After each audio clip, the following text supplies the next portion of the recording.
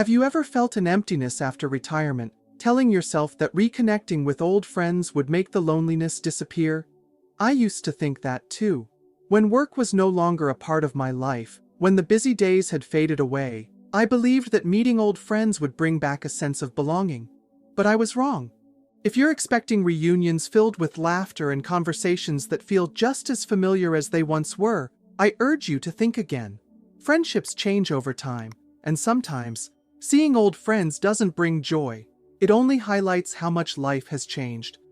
Today, I want to share 5 reasons why reconnecting with old friends may not be the solution to loneliness after retirement. More importantly, I'll help you discover what truly fills that void. I've tried and failed, but I've also found a way to build a more meaningful life. Stay with me until the end of this video. What I'm about to share might help you avoid the mistakes I once made. The first reason: friendships are not the same anymore. I remember my first day after retirement so vividly. I felt relieved, but also a bit lost. No more morning meetings, no more alarm clocks, no more long busy days. And then, the emptiness crept in. I told myself that the best solution was to reconnect with old friends, the ones who had shared so many memories with me over the decades. Excited, I made a list, flipped through my contacts, and started making calls. I thought that once we met again, everything would be just like before. The same laughter, the same cherished stories. But I was wrong. The first person I called was a close friend from my younger days, someone I used to see every day at work. He answered cheerfully but with a tone of distance. When I suggested grabbing a coffee, he hesitated, saying he was busy watching his grandkids and that we should plan for another time. But that another time never came. I reached out to a few more people. Some had moved to another state to be closer to their children. Others were caught up in their own routines, and some simply didn't have much to say anymore. My calls, instead of rekindling connections, only reminded me how much life had moved on. When we were working, friendships seemed effortless. We shared the same daily rhythm. Conversations revolved around work, family, and life's little struggles. Stepping out of the office, there was always someone to grab lunch with. Plans didn't need scheduling because everything followed a familiar orbit. But after retirement, everyone had their own path. Some were wrapped up in the joys of family, busy caring for grandchildren. Others were traveling, exploring new passions they had never had time for before. And then there were people like me, feeling disconnected but unsure of how to fill the void. I remember one particular meeting after months of trying to reconnect. I finally met up with an old friend, someone who had once been my closest confidant during stressful workdays. We had always encouraged each other to push forward. But as we sat across from each other, I realized our conversation no longer flowed as it once did. He spoke about upcoming trips with his wife, about new hobbies I had never heard of. I wanted to share my struggles with retirement, but he wasn't particularly interested. The pauses in our conversation grew longer, and I left that meeting with an unexpected sense of disappointment. After several experiences like this, I began to understand a difficult truth. Not all friendships are meant to last forever. That doesn't mean I don't value them. It simply means our lives have taken different directions. Instead of clinging to the past, I learned to appreciate what once was, and more importantly, I started opening myself up to new possibilities. If you're hoping for a reunion that feels just like old times, remember that time hasn't just changed you. It has changed your friends too. Not everyone will be willing or able to maintain the same relationships, and that's okay. Rather than feeling saddened or disappointed, try seeking out new connections, people who share your current lifestyle and interests. Life after retirement doesn't have to be a repetition of what once was. It can be the beginning of something entirely new. The second reason: we may be looking for joy in the wrong places. After retiring, I thought the first thing I needed to do was reconnect with the joys of my past, especially with my friends. I believed that as long as I had someone to talk to share old stories with, life would no longer feel empty. But I quickly realized that the loneliness I felt after retirement wasn't just about missing my friends, it was about not having a clear purpose to pursue. In the first days after leaving work, I felt relieved, but also restless. No more meetings, no one needing me every day, no responsibilities forcing me to get up in the morning. I tried to fill that emptiness by constantly making plans, calling friends, arranging coffee meetups, lunch dates, even visiting their homes. I thought that simply sitting down together, laughing, and reminiscing would bring back the joy I had once felt. But strangely, every time I returned home after those gatherings, I still felt empty. The conversations didn't bring me the excitement I had hoped for. We talked about old memories, updated each other on our lives, but everyone had their own priorities now. Some were busy taking care of grandchildren, others were traveling, and some simply preferred spending time alone. That was when I started to realize that maybe I had been searching for happiness in the wrong place. One day, I happened to hear an old friend mention that she had joined a painting class. She said she looked forward to it every day, not just because of the painting itself, but because it gave her a chance to meet new people, others who were also searching for something to make their later years more fulfilling.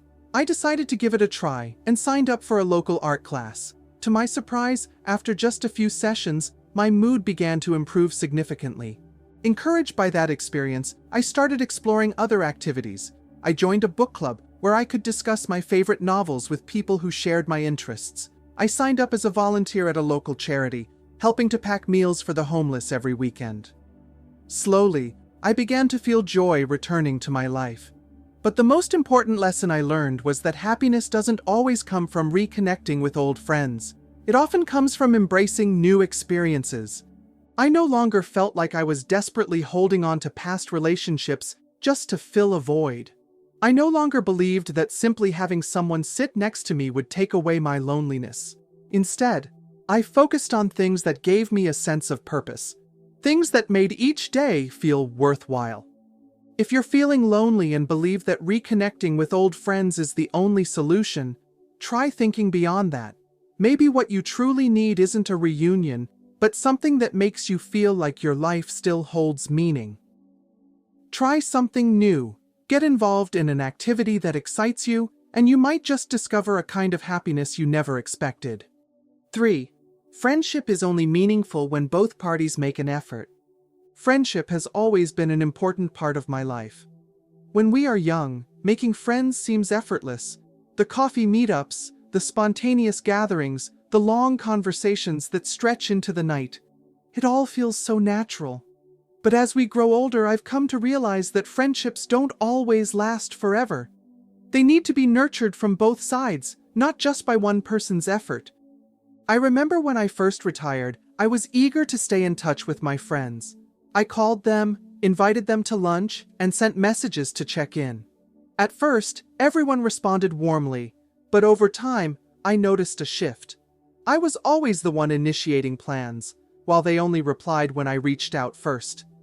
There were times when I suggested meeting up, but the responses were often, "I'm busy today," or "maybe another time." After several rejections, I started wondering, if I stopped making the effort, would these friendships still exist? One of the most memorable examples was my friendship with Richard. We had worked together for years and shared so many memories. When I retired, I thought we would have more time to see each other, but things didn't go as I had hoped. I was always the one making the calls, inviting him to lunch, and asking about his family. At first he responded, but gradually his enthusiasm faded. His replies became shorter, sometimes non-existent. One day, I asked myself, if I stop calling, will he ever reach out to me? So, I decided to stop. A week passed, then a month, then 2. Richard never called.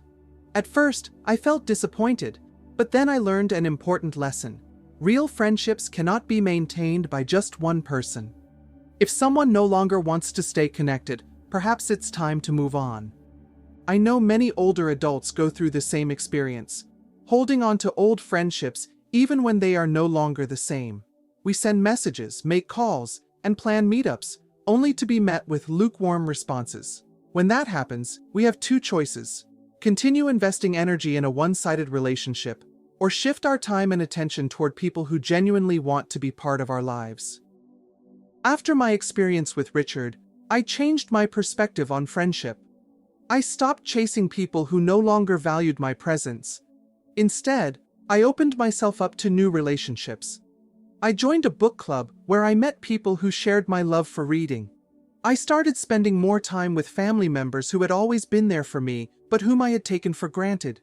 Friendship is only meaningful when both people make an effort. If you find yourself being the only one trying to keep a connection alive, try stepping back. If the friendship truly matters, the other person will reach out. If they don't, take it as a sign that it's time to move forward. Open yourself up to new opportunities and seek relationships that truly bring you joy. 4. Being too clingy to old friends can hinder our growth. When I retired, I had a quiet fear: losing my old friends.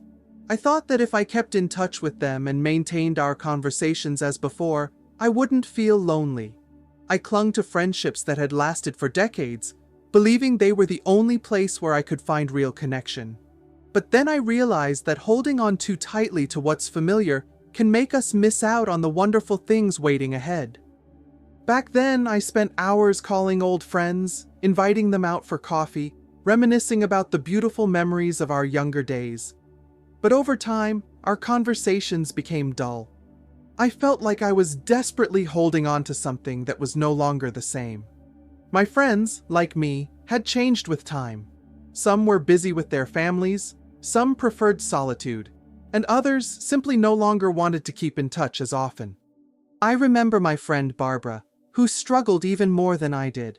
She had been lively and sociable when she was working, but after retirement, she found it nearly impossible to adjust to her new life. She believed that if she held on tightly to her old friends, she would never feel lonely. She spent her days making phone calls, sending messages, and waiting for someone to make plans with her.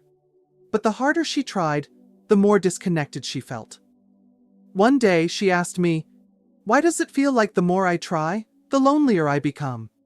Then, one day, her daughter suggested she join a dance class for seniors. At first, Barbara refused outright. "I've never danced a day in my life." But after much persuasion, she reluctantly attended a session. To her surprise, it became a turning point in her life. There, she met new people, others who were also looking for joy and connection. Within weeks, she stopped talking about her old friends and instead shared her excitement about the new things she was learning and the new people she was meeting. In the end, she realized that life isn't just about looking back. It's about discovering new joys in the present. Watching Barbara's journey made me reflect on my own life. Had I been doing the same thing? I had been so afraid of losing my old friends that I forgot I could build new relationships.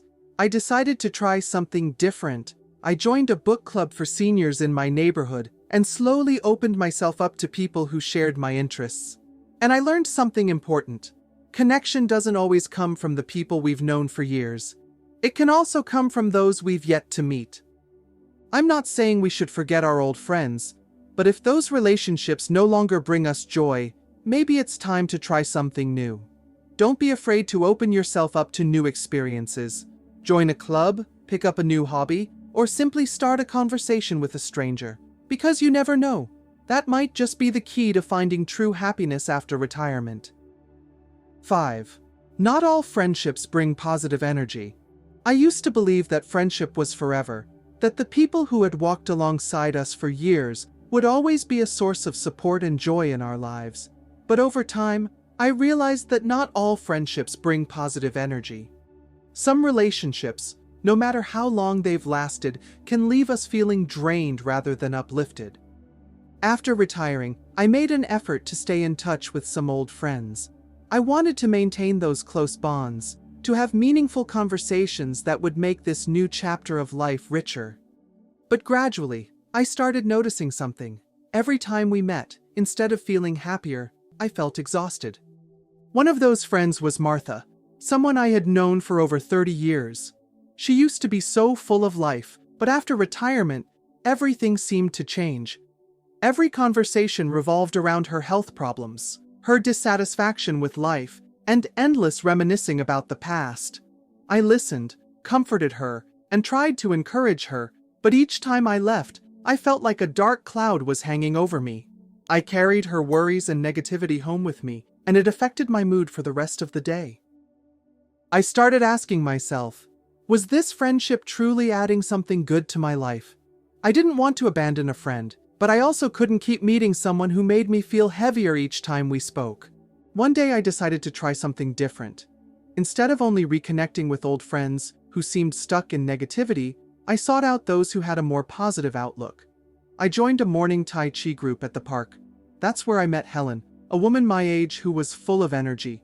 We talked about interesting things, books we were reading, new recipes we had tried, little plans we were excited about. I realized that real friendship isn't just about how long you've known someone, it's about how they make you feel when you're with them. There's a truth I think everyone needs to recognize. We have the right to choose who stays in our lives. If a relationship no longer brings joy, we are not obligated to hold on to it just because of the past.